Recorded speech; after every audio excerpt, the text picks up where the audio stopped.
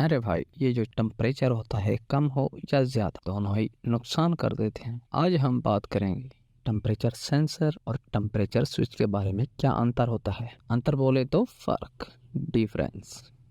तो मेरे साथ जुड़े रहिए। हम हैं व्हाइट बोर्ड के ऊपर और आपको एक्सप्लेन करते हैं। सेशन के अंदर हम टेम्परेचर सेंसर को डिफाइन करेंगे और इसमें हम टेम्परेचर स्विच को डिफाइन करेंगे। दोनों सेम शेप के हो सकते हैं, उसमें कोई इशू नहीं है, लेकिन हमको कैसे देखना होगा कि ये टेम्परेचर सेंसर है या कि टेम्परेचर स्विच है, क्योंकि ये शक्ल में दोनों एक जैसे होते हैं।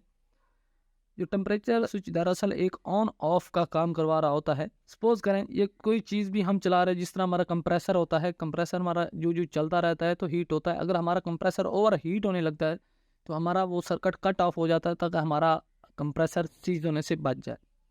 उसके पीछे क्या रीज़न है, हम उसके जो जो आगे वीडियोस बनाते रहेंगे उस पर बाद में बात करेंगे। आज बस हम यही समझेंगे कि टेम्परेचर सेंसर और टेम्परेचर स्विच के बारे में क्या फ़र्क है। माफ़ कीजिएगा, बाहर से शोर वगैरह आता रहता है तो इसको इग्नोर करिए, बस अपने काम पे ध्यान दीजिए। बस उसको कंप्रेसर ही मान के चल सकते हैं। ये उसका ग्राउंड था, ये बॉडी ग्राउंड है उसका।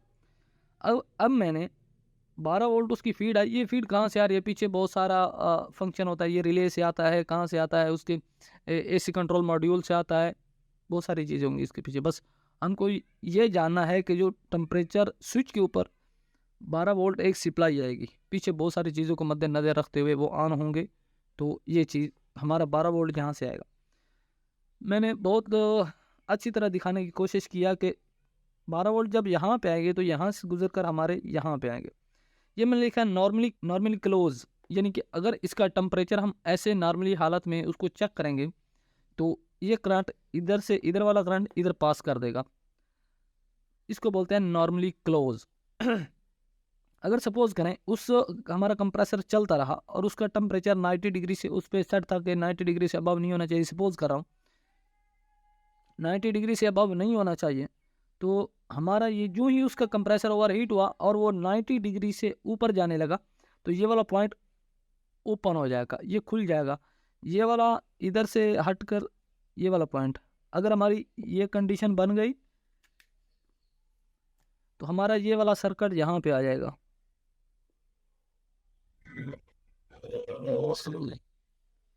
ये हमारा अब ओपन सर्किट हो गया, जिस वजह से हमारा ये जो 12 वोल्ट सप्लाई थी ये ऑफ हो जाएगी।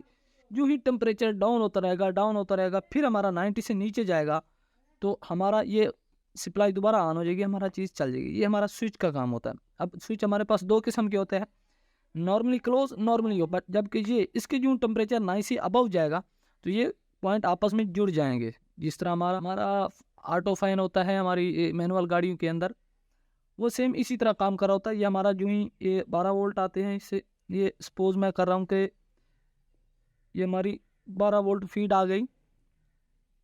इसका ये इग्निशन का करंट होगा, जो हमारा लोड होगा। ये सर्किट मैं एक रिले बना देता हूँ। माफ़ कीजिएगा, अभी सही थोड़ी ड्राइंग नहीं बन रही क्योंकि मैं थोड़ा बस सेटअप इतना अच्छा नहीं है मेरा भी। अभी ये मेरी रिले थी, इसको ग्राउंड दिया गया था।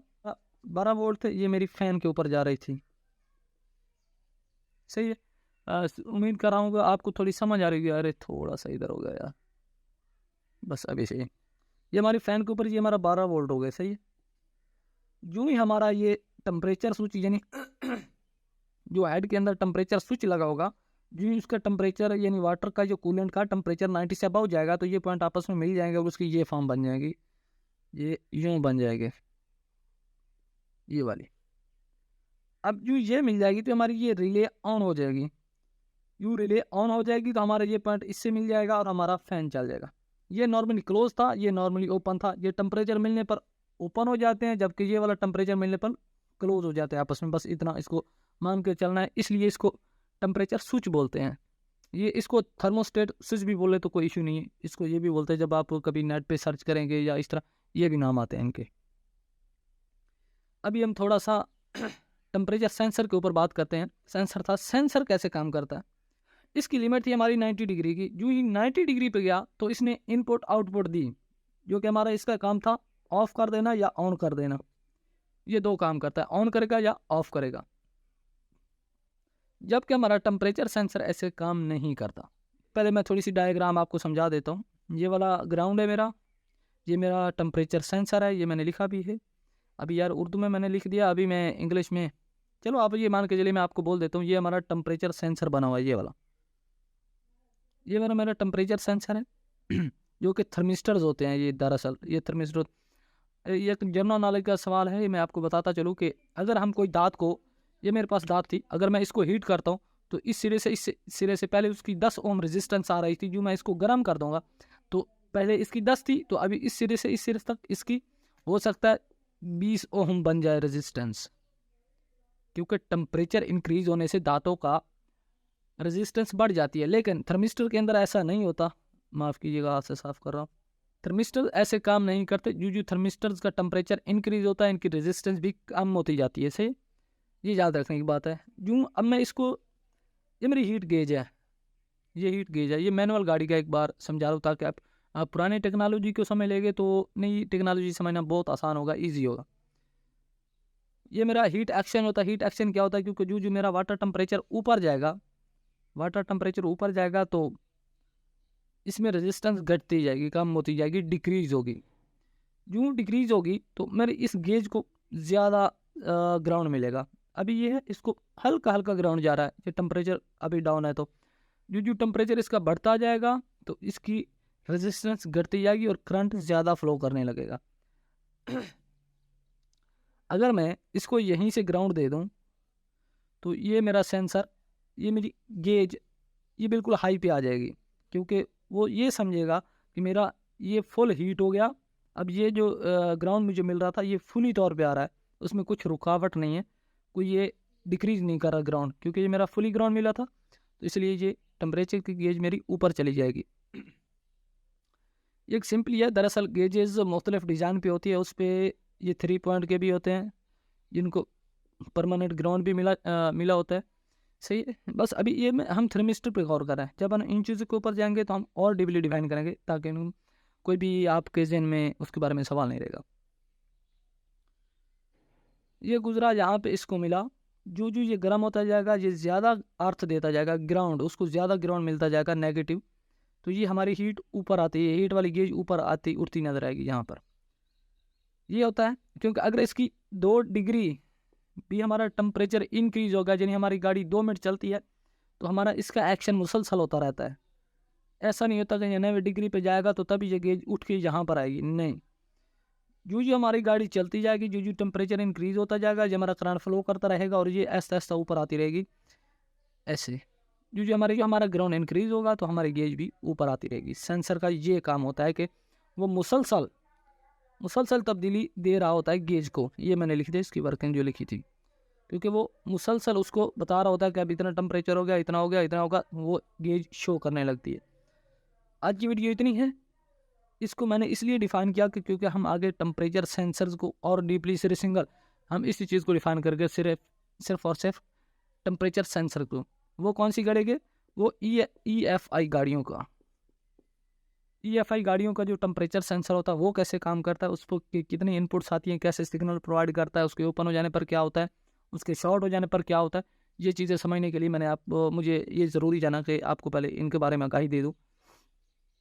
सपोज करें ये अगर दोनों शेप के एक जैसे ही होते हैं तो थोड़ा सा मैं इसको रेज कर देता हूँ।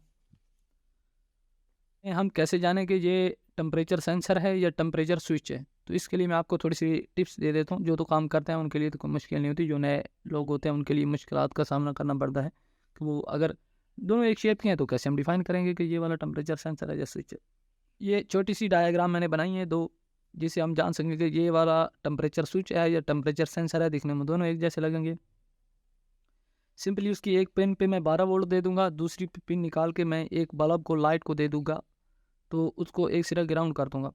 अगर उसको मैं हीट देता रहूँ यहाँ पे, अगर उसको मैं हीट यहाँ पे देता रहूँगा तो वो ऐसे नहीं जलेगा। जो मैं हीट करूँगा वो ऑन नहीं होता होगा, क्योंकि जब उसका टेम्परेचर सेट होगा कितने भी टेम्परेचर पे, उस टेम्परेचर उसका मिलेगा तो वो वाला लाइट को एकदम ऑन कर देगा, जो उसका टेम्परेचर घटेगा तो वो लाइट को ऑफ कर देगा।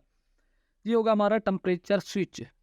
जबकि हमारा टेम्परेचर सेंसर ऐसे काम नहीं करेगा। हमने 12 वोल्ट सप्लाई दी इसको टेम्परेचर सेंसर को, तो वो इसके अंदर से घूमती हुई बाहर निकलेगी। बाहर निकल के वो एक लाइट होगा, जब बल्ब जो भी चीज़ लगा लें, वोल्ट मीटर लगा लें, हम यहाँ पर इसको ग्राउंड कर देंगे। एक सिरा हमारा ये ग्राउंड होगा, हमारा इसमें से करंट फ्लो होता हुआ यहाँ पर आएगा।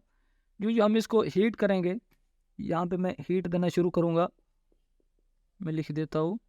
जो मैं इसको हीट देना शुरू करूँगा तो मेरा ऐसे ही होगा जैसे मैं एक वॉल्यूम से कोई चीज़ अप या लो करता हूँ। जिस तरह हमारी ब्लोअर की स्पीड होती है, हम उसको रेजिस्टेंस कम या हाई करते हैं, इस वजह से हमारा ब्लोअर की स्पीड बढ़ती है या कम होती है। इसी तरह ये भी ये भी उसके प्रिंसिपल के ऊपर काम करता है। वो भी रेजिस्टेंस को कंट्रोल करता है, ये भी रेजिस्टेंस को कंट्रोल करता है। लिख देता हूँ ताकि अगर आप स्क्रीनशॉट लेना चाहें तो वो भी ले ले, सेव रख सकें। अभी मैं 2-3 वीडियो के बाद आपको ये बताऊंगा कि रेजिस्टेंस, एम्पेयर, वोल्ट, वाट, जॉल ये क्या चीज़ें होती हैं, ये कैसे काम करती हैं। हम क्या इसके ऊपर अगर हमारे पास रिले नहीं है तो क्या हम इसी टेम्परेचर स्विच के ऊपर या हम रेडिएटर फ़ैन चला सकते हैं, या हम इसके ऊपर कोई और चीज़ चला सकते हैं। ये हमको तब पता चलेगा जब हम वोल्ट, एम्पेयर और करंट को अंडरस्टैंड कर लेंगे। ये क्योंकि ज़रूरत ईजाद की माँ होती है, जो हम इसको नाम लेते हैं कि यहाँ से एम्पेयर कम गुजरेंगे क्योंकि रेजिस्टेंस हाई होगी, जो टेम्परेचर बढ़ेगा रेजिस्टेंस कम होगी। तो ये अभी ये चीज़ें समझ नहीं आएगी, जो हम आगे जाएंगे तो आपको बहुत ईजिली समझ आएगा। टेम्परेचर इसका राइज किया, इसकी रेजिस्टेंस डिक्रीज होने लगी, घटने लगी। तो ये ऐसे जैसे एक वॉल्यूम होता है ना, ये ऐसे ये पहले डिम जलेगा, जो हमारा टेम्परेचर बढ़ता जाएगा ये आहिस्ता आहिस्ता ब्राइट होता जाएगा, बिल्कुल आखिरकार ये फुल जलने लगेगा। फिर जो टेम्परेचर डिक्रीज होगा तो ये आहिस्ता बंद होता होता होता बिल्कुल डिम जलने लगेगा। इसी रेजिस्टेंस के ऊपर हमारी या फ्यूल गेजेस काम करती है, और भी बहुत सारे प्रिंसिपल है। उम्मीद करता हूँ आप इसके ऊपर फोकस करेंगे और इनका स्क्रीनशॉट लेके रखेंगे। कभी भी आप फारिग वक्त में इनको दोहराइए और इनको अंडरस्टैंड कीजिए। जो तो पुराने लोग हैं उनके लिए तो कोई मसला भी नहीं है।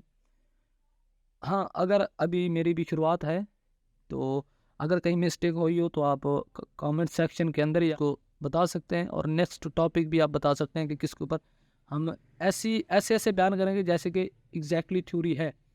तो हम ऐसे नहीं करेंगे कि भी वो गाड़ी का सेंसर उतारा, उधर लगा के चेक किया, हाँ जी उसकी वायर पे इतने वोल्ट आ रहे हैं तो इसकी वायर पे भी इतने वोल्ट आने चाहिए। नहीं, जब हम सिस्टम को अंडरस्टैंड करते हैं हमारा पार्ट तब्दील करने की ज़रूरत नहीं पड़ती।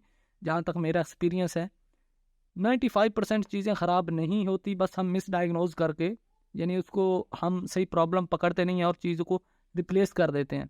क्योंकि उसमें एक छोटा सा प्रॉब्लम था, है ना। एक आप मल्टी फंक्शन ले जो हम इंडिकेटर लगाते हैं, इशारों का हाई लो करते हैं लाइटों का, अगर उसका हाई पॉइंट नहीं जल रहा था, हमने उसको डायग्नोज नहीं किया, हमने उसको वो सही तरह समझा नहीं। अगर हम उस सारे को बदल देंगे तो हमारी ये कारीगरी नहीं है, हमें ये टेक्नीशियन नहीं है, हमारी ये महारत नहीं है, ये तो हम पार्ट तब्दील करने वाले बन गए। टेक्नीशियन वो होता है जो कि एग्जैक्ट प्रॉब्लम को पकड़े और उसको सॉल्व करे। अगर मैं डिपर बदलूँगा तो बहुत ज़्यादा खर्चा आएगा। अगला नेक्स्ट टॉपिक आप बताएंगे तो उस पर वीडियोज़ आएंगी, और इंशाल्लाह उम्मीद करता हूँ आपको ये वीडियो अच्छी लगी होगी। इसमें कुछ गलतियाँ होंगी तो जो हम आगे चलेंगे हम इनको भी कंट्रोल करेंगे, और एज इट इज़ ऐसी चीज़ें समझिए जिस तरह वो प्रिंसिपल काम करते हैं, ताकि हमको डायग्नोज करने में, काम करने में बहुत आसानी हो। इससे हम EFI बहुत एडवांस लेवल तक जाएंगे। थैंक यू, शुक्रिया।